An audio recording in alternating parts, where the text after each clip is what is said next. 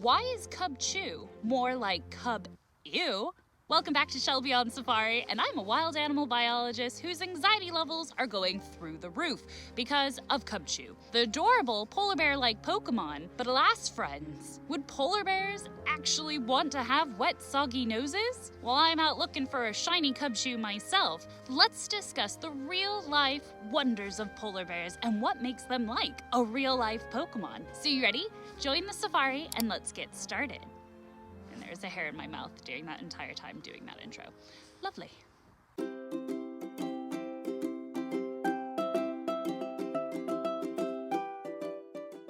Alright guys, so polar bears live in the northern hemisphere, compared to penguins who live in the southern hemisphere. Actually, Cubchoos of all form, Beartic, gives a hint to the polar bear's location, the Arctic. Isn't that cool?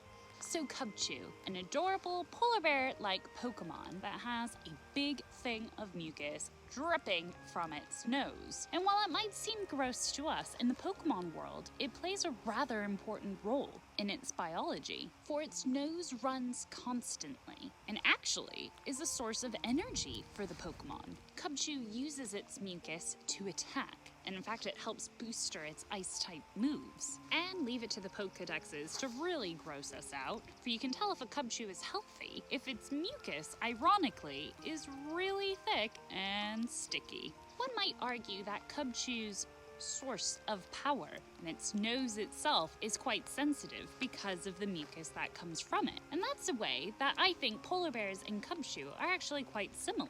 Now up in the far north, in the Arctic tundra, life can be pretty difficult. And, well, the sun is shining, even if it is behind the clouds. But that's no help to the polar bear unless they can help attract sunlight and warmth any way they can. Which is why scientists think polar bears actually have black noses. And within that, black skin. You can see their skin. In fact, the only parts of their exposed skin are their nose as well as their foot pads. But believe it or not, polar bears don't always start out like this. Like how Cubchoo changes color, well, their shiny forms and non-shiny forms, which by the way, I'm still looking for my shiny Cubchoo. Speaking of cubs, baby polar bears are born helpless and blind and, well, pink. That's right, polar bears' skin when they are born is actually pink. That means their nose is pink, their foot pads are pink, they're pink. And so fluffy and so cute. And so blind and helpless, but so cute. Their tongues, too, are actually pink. And it's only after about 3 to 4 months of living that they actually become black. Well, their tongues actually kind of become a little bit molted. Some polar bears, depending on the individual, actually have more pinkish tongues than darker tongues. But anyways, now speaking of cubs, I should say that mom polar bears, they're pretty legit. They're hardcore Pokemon in of themselves, because polar bears actually don't hibernate. They tough it out through the crazy Arctic winters. However, the moms do something a little bit gnarlier. They will den before giving birth and after giving birth to help get the cubs up to speed, because as we know, they're born blind and helpless and pink. But during this denning time, her metabolism changes, so that way she doesn't need to eat, drink, or go to the bathroom for up to 8 months. That way she can fully dedicate herself to taking care of her cubs and preparing them to emerge from the den and enter the real world. Isn't that crazy? 8 months? No thank you. So Cubchoo's nose probably is a bit sensitive since it has the mucus hanging from it and it's quite gross and gnarly. Turns out polar bears' noses are also super sensitive and super powerful. In the sense, that's a lot of sense, but in the sense that they can do some pretty radical things with it. Life in the Arctic is quite tough, and they need all the help that they can get to find food. Specifically, ringed seals, which is on the top of the polar bear's main choice of grub. As you can imagine, finding ringed seals could be a little tricky. But enter the polar bear's nose. Their nose can not only smell the breathing hole of a seal from 1 mile away, oh no, but if a seal has the misfortune of laying on the ice, they better hope a polar bear is not within a 20-mile radius, or else the polar bear will be able to sniff them out.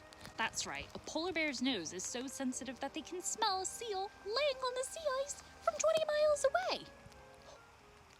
No bathing in the Arctic for the seals, then. In fact, scientists in a recent study looked at the skulls of some aquatic mammals, which of course a polar bear is considered a marine mammal, and they found that polar bears have an enlarged olfactory surface area compared to the size of their skull. So it should come as no surprise then that this sense of smell is one of their superpowers. But why is it black? Well, scientists think that it's to help them absorb and attract sunlight, which can sometimes be quite hard to get up in the Arctic. The nose is quite important because, well, for breathing. When the temperature is chilly up in the Arctic, it's not the best idea to be breathing in cold air, because that could do some serious damage to one's lungs and lower their core body temperature, of which their blubber and their fur try so hard to protect and keep nice and warm. So their nose needs to be ideally above 10 degrees Celsius to help get the air that their polar bear is breathing in warm before it enters their lungs. So that's why, friends, when I see Cubchoo with its gross, wet, mucusy nose, I get a bit stressed because, well, that's not a good sign for most polar bears. But luckily, Cubchoo has found a way to adapt this mucusy nose for the betterment of its species. I'm sniffing. Oh, there's a drop of water on my thing. Wonder how long that's been there. Well, anyways, guys, what do you think? Is Cubchoo Cub-ewww, or is it making the most of what it's got, of the cards life has dealt it? Or the Pokemon cards that the Pokemon creators have dealt it? If you want to see more about polar bears, look no further than right here. My favorite video on polar bears and why they're like the god of thunder, Thor. That's right. They're more similar than you might think. All right, that hood has been driving me crazy this entire video. All right, I'm gonna continue looking for a shiny Cubchoo. Go on, click that video. I'll see you over there. Thanks so much for watching.